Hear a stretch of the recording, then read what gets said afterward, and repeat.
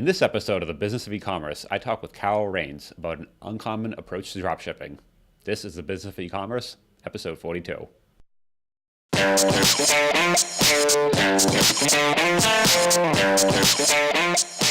Welcome to the Business of E-commerce, the show that helps e-commerce retailers start, launch, and grow the e-commerce business. I'm your host, Charles Pileski, and I'm here today with Carole Rains. Carole is the founder of Rustic Artistry, an e-commerce retailer that dropships handmade rustic chic furniture and decor. So I thought that business model was very interesting, and I wanted to talk a bit more about it with her. So hey, how you doing today? I'm great, Charles. Thanks for having me on the podcast. Yeah, it was great having you on. I know I read through your bio, and it seems like you do a few different things, but this one seemed very interesting. So I guess to start, this isn't the only business you run, right? There's a couple different things you do in e-commerce. Yeah, I have two different e-commerce businesses. So I started with Rustic Artistry 5 years ago now, and once I had sort of learned the ropes with that, after a year or two, I decided to branch out into a second e-com business, totally different business model, and that's a natural skincare business called Joy. So I'm spending most of my time on focusing on rustic artistry, primarily because the other business is mostly Amazon based, and you kind of are taking a risk with an Amazon based business these days. So I feel that rustic artistry is a very sustainable model, and there will always be lots of new artisans that I can work with and people looking for, unique and creative decor for their homes. So I think there's a lot of room for growth with that business. So I guess the Amazon business real quick. That's you're building skincare products yourself or having them manufactured and you're running them through FBA. Is that kind of correct? Yes, and I have a Shopify store with that too. But most of that, it sounds like Rustic Artistry is kind of the brand that you're building, and the skincare is a smaller type thing. Is that? It is. Yeah, because there's so much more potential for rustic artistry, and also when you're selling, furniture items, you only have to sell one to make the same amount of profit as to sell many, jars of, pain cream or rash cream or emu oil or whatever it is. So, the amount of effort to, generate sales and profit is a little bit easier with rustic artistry than with Emu Joy. Yeah, it sounds like furniture, I'm assuming, is a much higher price tag. So. Yes. And the nice part with that is kind of I guess this would be a blind item where, it's not like you're going and buying a MacBook, right? Where everyone knows the price. There's a standard markup. Everyone kind of knows it. With furniture, you're not really sure. So your margin can really depend, and you can kind of make it what it is based on the value add, I'm guessing, right? Especially with this type of furniture, because it's very, very custom, and it's not something that you could find in any retail store. Most of the artisans that I work with, they do some sales direct. They do shows locally, and they may have some web presence, but they're not doing they're not selling into furniture stores. So people who want these kind of specialty items or, really interesting details, turquoise inlaid mesquite or tooled leather, different kinds of things like that, it's not something that's very easy to find. So that puts me in a good position as being, one of the only suppliers to offer that type of decor and furniture. So Rustic Artistry is pure dropshipping? Yes, I don't stock anything myself, and even my artisans generally don't have anything on hand. Sometimes if it's a smaller decorative item, they may have something that they've made a turquoise inlay cutting board or something to that effect. But most of the time, when the order comes in, I send it over to them and they make it at that time, and then they ship it directly to my customer.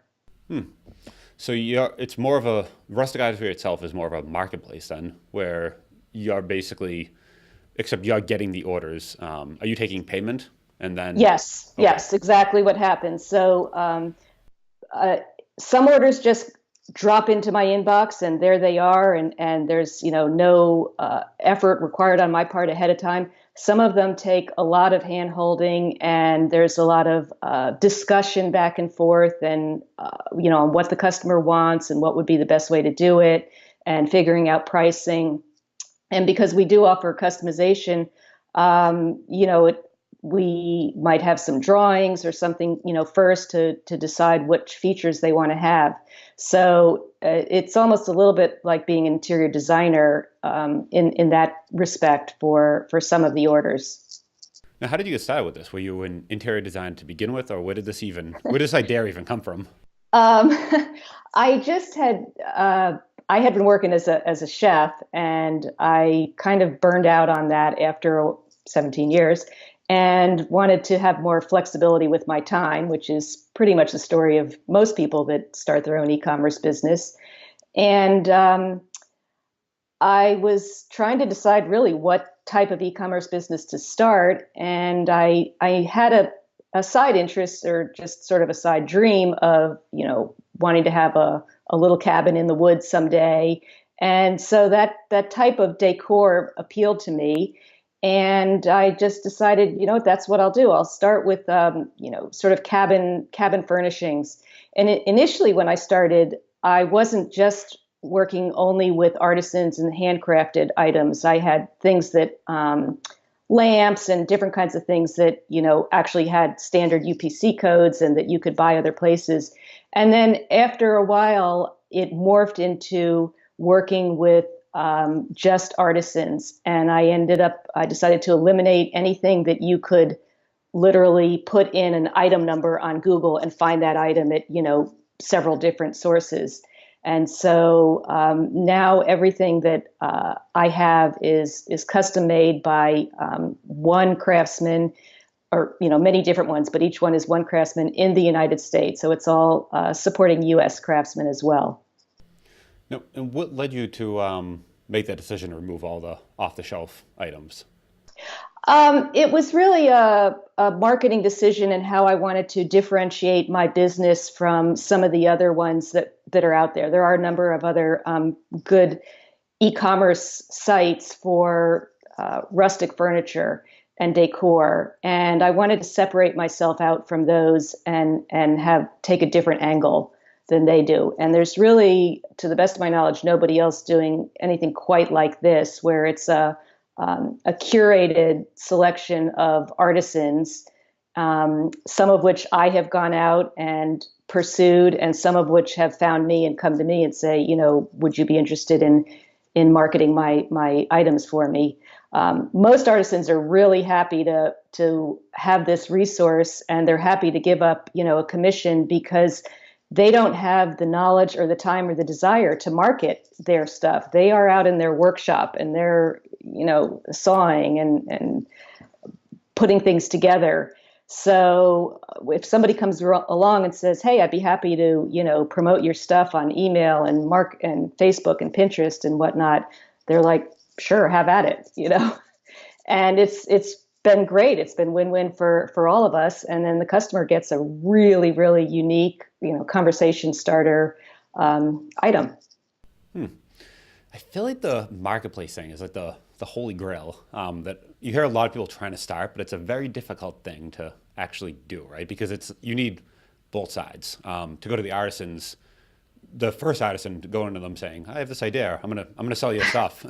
It's kind of a tough sell when you don't have anyone waiting to actually buy the stuff, right? It really was initially. I mean, yeah, I didn't even have anything to back it up, and I'm thankful that those first few were willing to take the chance, and basically they could, because it was no sweat off their back. I mean, if I got them a sale, it was just one more sale they didn't have.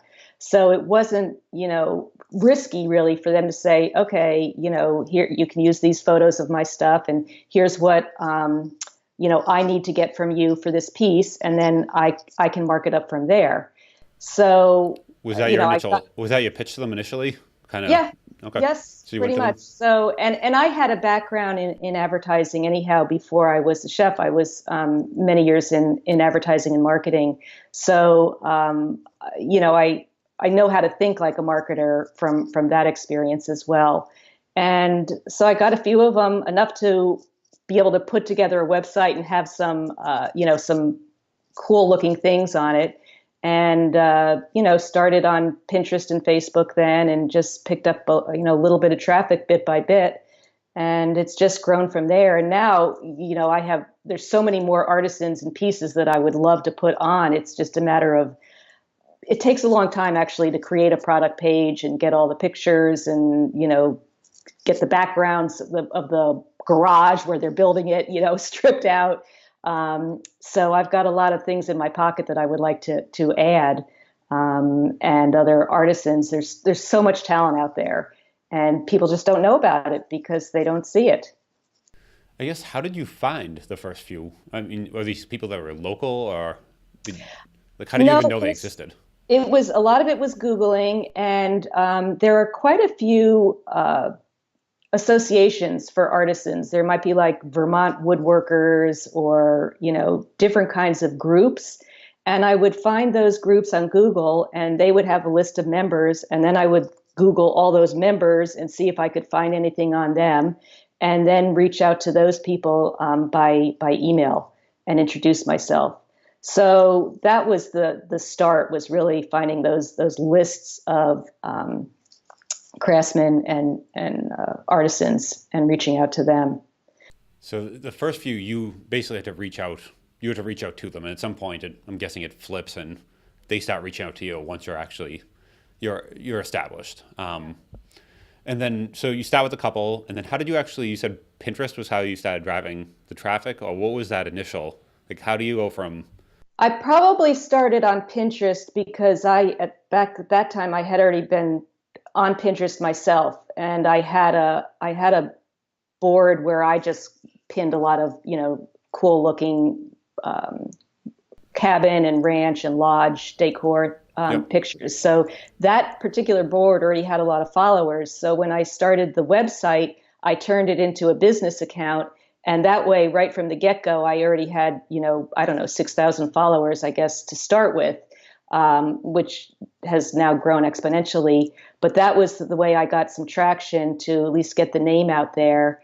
And then I started the Facebook page, and again, just started posting like pretty pictures, not my stuff necessarily, but just photos of beautiful, cabins and homes out in the woods, to appeal to people that like that kind of a style. So then what we do now is we mostly post those, and then every once in a while we throw in something that's, one of our products to remind people, hey, we're a business too. What year was that? I started in 2013. Okay, yeah, I feel like that was more of the Pinterest time, because now, if this fast forward to 2018, you'd be saying Instagram. Yeah. Is that something you do today, or Instagram, or is that? I haven't done Instagram, Oh, partly because I can't put the same things on Instagram that I do on Facebook and Pinterest, because I can't always attribute them to the source of those photos. We just find them all over in Google image searches and things like that. And so on Instagram, I would really need to, give attribution to whoever's photo that was. And the alternate would be to just post things from my own website. But, that's just not how it's done on Instagram. You don't just want to post a bunch of product pictures. So back in the day when I started, Instagram was starting back then, but it was like, I only have so much bandwidth to do, a few social media channels. So at that time I picked Facebook and Pinterest, and Pinterest being so visual has been really, really good. It's driven a lot of traffic to the site. is that still one of your main sources of traffic? Fast forward to 2008. Absolutely. Wow. Yes. Yes. Okay, so and you're still doing Facebook as well? Yes. Okay. Yep. I have a a VA who posts for me on both of those. She's been doing it for several years, and she does just a great job on that. And in spite of all the changes that Facebook's gone through and how, you know, much the organic reach has dropped, she's still very, very good at getting putting posts up there that encourage people to respond or, you know, comment or things like that. She's really good at that. So that helps a lot. And then she does all the Pinterest too.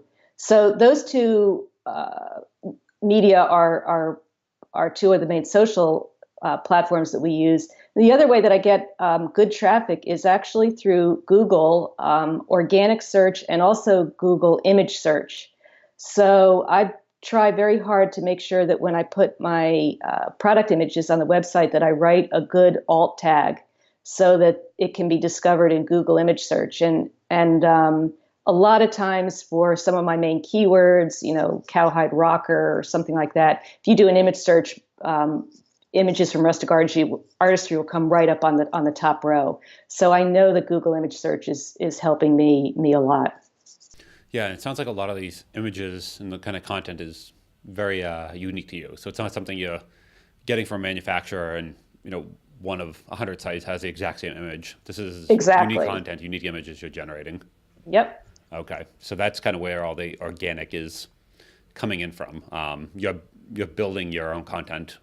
Did you build images as well as actual text, or? I take the images that the artisans send to me, which vary in terms of quality, and then I have the background stripped out and, you know, resized and use those as the main image. And I also, for my organic SEO, I'm on WordPress with WooCommerce, so I use the Yoast SEO plugin, which is super because you can really modify the title and the meta description. And I think that helps a lot to be able to get a bunch of keywords into the title and the meta description. And that's helping me, rank on page one for a lot of my search terms. So you're really spending a lot of time adding each one of these products. This isn't like grab like a product list and just dump it into WooCommerce. No, it is not. It's not like, an upload or anything like that. It's literally, one at a time, editing, putting in the main image, putting in any of the gallery images if I have additional ones, writing the description, writing the other details, putting in all the, the costs and the sizes and all this information I have to get from my artisans. And, sometimes that's a challenge because, sometimes it's pieces that they made a long time ago and they've since sold. And, it's hard to know exactly what the dimensions are and things like that. So it's a lot of back and forth to get all the information I need to create a product listing. So now fast forward to today, now that you have artisans, you have traffic, are you spending your time trying to get more artisans, more traffic, where is the business headed today now? I'm spending a lot of time right now trying to get more traffic. So I've, in the past month or two, I've been sending out emails to print magazines and trying to get some publicity for the business that way. So just this month in September, a couple of magazines have featured one of my products in an article. And so that's good. And that's what I really want to do and hopefully get in some gift guides and things like that. These are national publications or decent regional publications that I'm in for home decor. And then I'll be doing the same thing with bloggers, try to get into some gift guides for some of the, not the furniture stuff, but some of the decorative items that I have. So I really want to get the traffic up on the site. It's been pretty steady and, I just have to be in front of more eyes. Yeah, so it's really just building that organic SEO engine and kind of the social. So it was social as well as organic, and just building that snowball going, building up each month. The other thing is that, a lot of what I sell, these are they're one-time purchases. It's not like something that somebody's going to reorder or, just because somebody buys a chair doesn't mean they're going to come back and buy, the other things. So I have to always be getting new customers. I can't count on repeat customers. Just doesn't work for this model. Yep.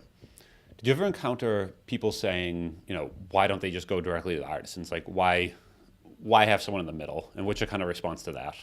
Well, I really batted that one around when I started of whether or not I wanted to include the full name of the artisan. For that very reason, for me, I think I would have probably tried to just go and find the artisan myself. So I made a decision to not really publish that information so that it's not very easy for somebody to go directly to the artisan.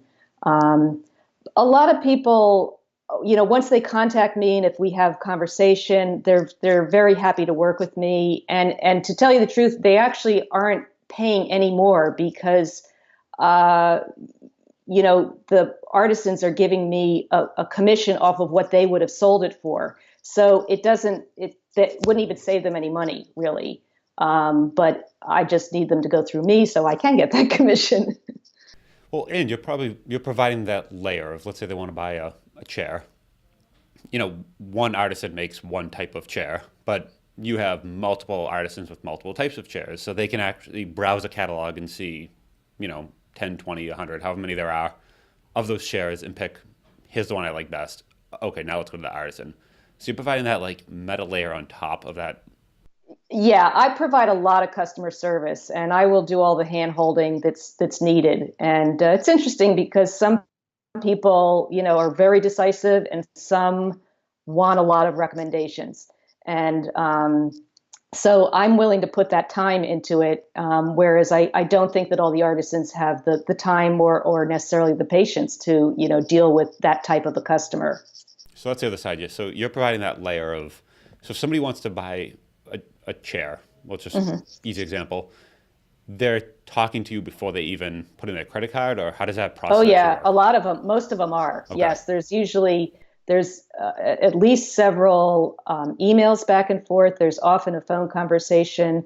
I might be sending them emails with pictures of other chairs that this artisan has done to say, here's some things he's done in the past. Here's some other options, so they get an idea of like what all their choices are. Because this is so customizable,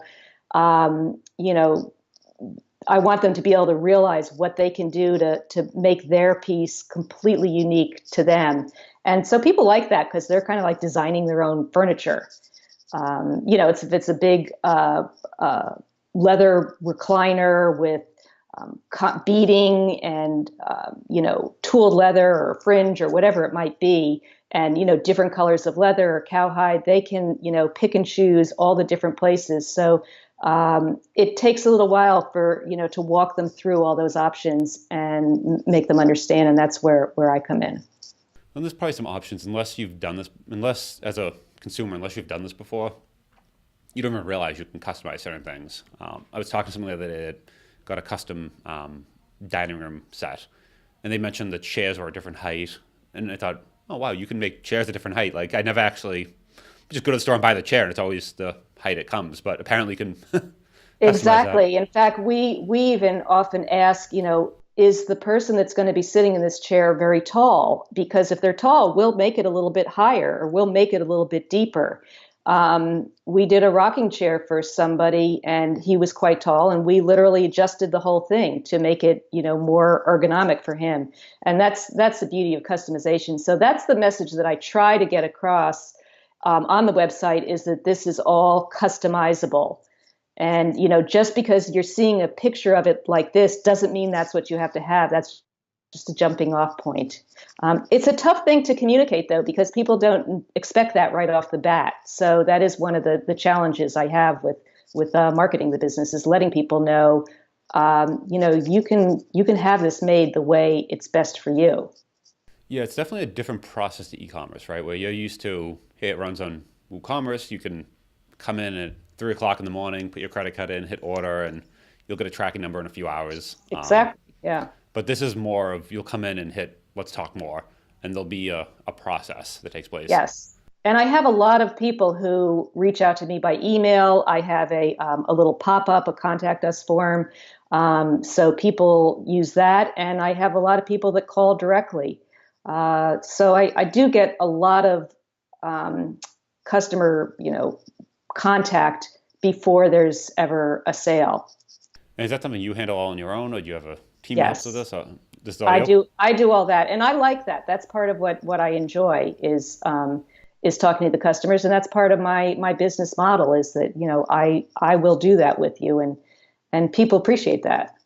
So part of it's almost more of a consulting type service than an actual just, Correct. it's not pure e-commerce where you come on and, buy it. Exactly. Okay. So Yep. you're actually providing like this layer of consulting essentially. hmm Okay. Very cool. So what's kind of next for the business? Where do you kind of see it going from here? What do what's on the roadmap? I'd like to do more business with interior designers, and I have had some projects that I've done with designers, and that would be one of my goals because that's one of the ones that might have repeat business. And one of them has come back to me, and we just actually built a prototype of a leather and cowhide bar stool for them. So I'm waiting to hear on that. And so interior designers would be one, and then just getting more artisans, and I want to expand into a little bit more now of the rustic modern because that's a trend in rustic, not just and I try not to have real I don't know, not like the kitschy kind of stuff. I like this stuff, my furniture, to be more sophisticated, not so cutesy. So this is what I consider rustic elegant items, and there's a lot of trend I see in towards more modern rustic furniture. So I'll probably be looking for artisans that have that type of aesthetic in what they create. Do you do commercial at all, or is it all residential? It's almost entirely residential, but I've had some lighting fixtures and chandeliers and things that have gone into commercial spaces. And I just quoted on a big twig chandelier, 50-inch twig chandelier that would be going into a commercial space if they purchase that. Yeah, I kind of picture some stuff like that as well as repeat customers. A restaurant, a chain of them will constantly need more. Mhm. Interesting.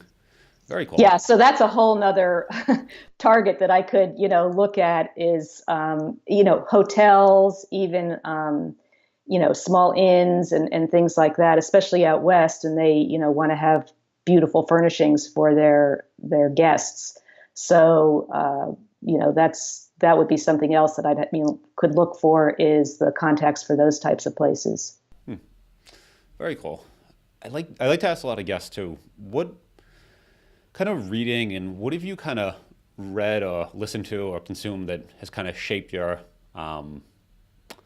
mindset into doing something like this? Any good books, podcasts, or what do you kind of gather that? The two that I started out with were, and this goes back to almost 2012, was eCommerce Fuel and my wife, which is Andrew Udarian's podcast and website, and My Wife Quit Her Job, which is with Steve Chu.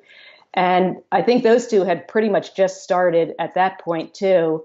And it was from their little trainings, and Andrew had a little ebook out on how to start your e-commerce business. And it was like, boxes that you checked off, do this, get your LLC, get a bank account. And that was exactly what I needed to get started. And, it literally walked me step by step by step what I needed to do to get the business off the ground. And I've since come to know Andrew and Steve really, really well, and we see each other a couple times a year at the conferences. So those two podcasts are two of my favorites. And another one that I would highly recommend for your listeners would be Ecom Crew, which is Mike Jackness and Dave Bryant. I know Mike well, and he's a great guy, and they have tons and tons of good information. A lot of Amazon stuff because they're experienced on that, but also, e-commerce in general. They both run non-Amazon businesses as well. So that one is good. And Austin Bronner has e-commerce influence. That's a great one. And Neil Patel's marketing school I listen to as well. So those are I have a lot of podcasts. I'm kind of a podcast junkie. So when I, do my walks, I'm listening to podcasts. When I'm in the car, I'm listening to podcasts. The problem with that is that I always get these like great ideas from something I'm listening to, but I'm driving. So I have to try to remember it when I get back. But I love listening to ecom podcasts. That's pretty much all I listen to on my podcast app. And then as far as books, one of the books that made a big difference for me is called Profit First by Mike Michalowicz. And it's a system of doing your finances in your books where you have separate bank accounts, separate checking accounts for your income, your inventory, your operating expenses, profit, owner's pay, and taxes. And as the money comes in twice a month, you allocate it in percentages to those other accounts. And you make sure that you always allocate some money into the profit account so that no matter what, your business is making some profit. And it's really helped me get a better grip on how I'm spending my money, where it's going, what I'm doing. So Profit First has been really, really helpful. And a lot of people in the eCommerce Fuel forum, which is the private forum I'm in, they have started using that. And everybody seems to really, really like that. Yeah, that's one of those things. And the whole thing with Profit First. So the whole concept, right, is you profit first, right? And that's kind of earmarked as this is the profit instead of going the other way that a lot of people go where, you come in, you pay your bills, and at the end of the month you say, hey, what's left over? And that's your profit. Exactly. Yeah. Yep. His whole thing is more coming up with the system of X% of gross is going to be, that's earmarked as profit, and then anything left over is your advertising budget and whatever else operational costs. And yeah, so you set up your percentages. So, currently I have it set up so that the first 5% goes into profit. And then I have percentages for all the other things, depending on what I need them for. And you try to keep those percentages consistent. Sometimes things come up, a big expense, and, got to make some adjustments. But for the most part, it's like that. And the other thing is you do it twice a month. So you're really in your numbers twice a month looking at it and, paying off the credit card, actually, whatever is on the credit card twice a month. So that never gets out of control either. Yeah, that's a good tip especially for e-commerce, where I feel like, it's a large cash business where, if you're doing it at the end of the month, you could be at a place where there's nothing left. Yep. So having that concept of saying, I know it's going to be 5%, based on last month, and let's roll that forward and just plan that out ahead of time. Probably get you, to have a plan each month and know this is what we can expect. If we get the gross here, this will be next month, and see the kind of projections. It keeps you on top too of expenses. A lot of us tend to sign up for different SaaS apps. And then sometimes those can, you think you're just doing the 1 month free, and then all of a sudden it's billing you, and, that's billing you again. And those can start to get out of hand. So by looking at it that closely and that frequently, it prevents you from, throwing money away at apps that, sounded interesting, but then turns out you're not even really using them. Yep. Good. Yeah, that's a great recommendation. I feel like not enough people know about that, and that's a fantastic book. So thank you for that. Mm-hmm. Awesome. I think that will definitely be helpful to a lot of folks. So any kind of last advice, or where can folks find you if they want to learn more? They can reach me at either of my websites, Carole, Carole, and it's either at rusticartistry.com or at emujoy.com. Okay, awesome. Thank you, Carole. I'll definitely link to everything also in the show notes. So thank you very much. I think this will be super helpful.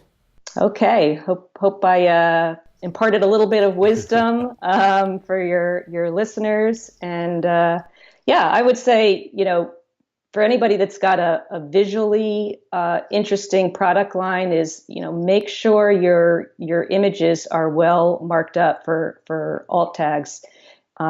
Because I think Google image search is one of the sort of lesser known ways of getting some good traffic. Yeah. Especially if you have things that aren't just Me Too products that, that everybody else has. If you've got something, clothing or things like that, definitely take a look and take some time in updating those image tags. Awesome recommendation. Thank you very much for that. Okay. All right. Have a good one. Thank you. Great talking to you.